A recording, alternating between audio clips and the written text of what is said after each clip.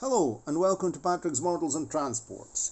Time for a static motor test of the reassembled Rivarossi tram. I'm using a Lima controller, a 1980s Lima controller. The 80s and early 90s anyway, Italian-made Lima controller.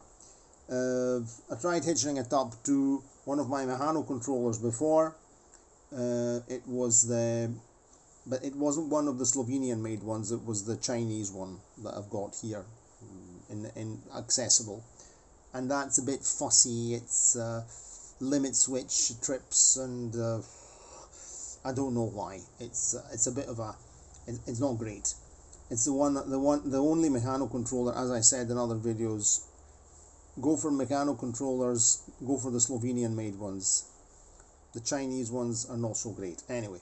Apart from Mehano controllers, we're using a Lima controller right now, and I've connected, as I have said in all the various videos where we've talked about this tram. This is particular because it picks up one polarity from the rails and the other polarity from the bow collector or pantograph. There's a version with the bow collector or the trolley pole. There's a version with the bow collector and there's a version with the trolley pole.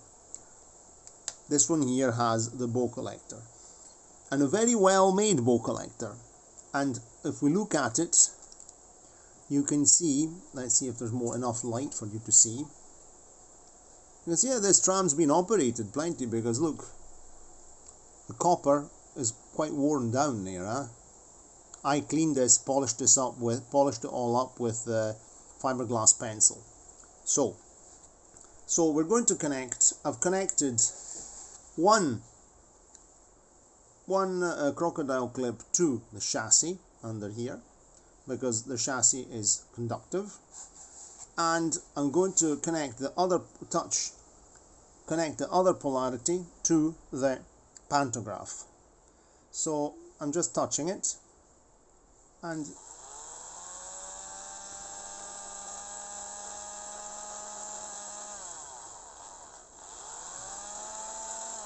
I'm simulating now going around bends.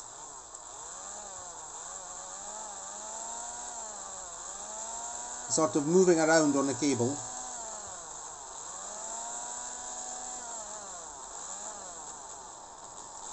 Of course, conductivity is best where it's in the contact points, but I have to say it's very good.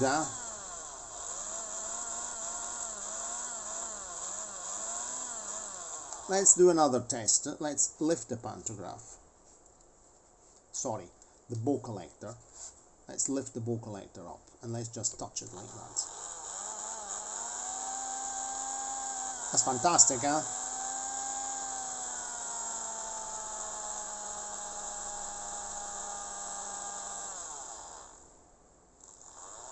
Change direction.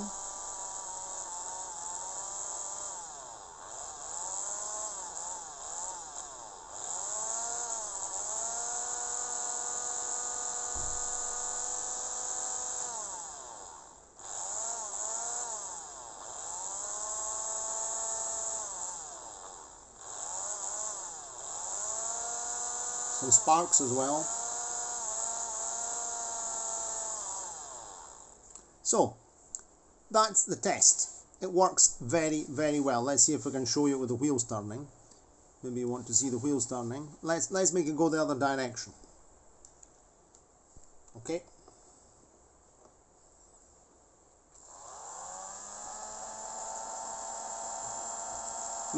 I'm making the bow collector is in the other direction, as if we were running in the opposite direction.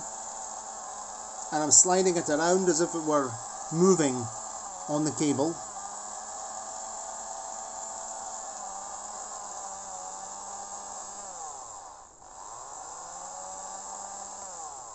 So it's very good. Works very, very well. In the meantime, I've painted the step,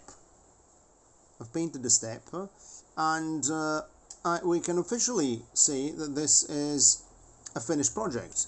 I still have to put the number on here, and we're going to talk in the next video, we're going to talk about decals. So stay tuned for that. So this is ready. I still have to clean the trailer car. We'll do that together, probably tomorrow sometime. I was pretty busy today, had things to do outside.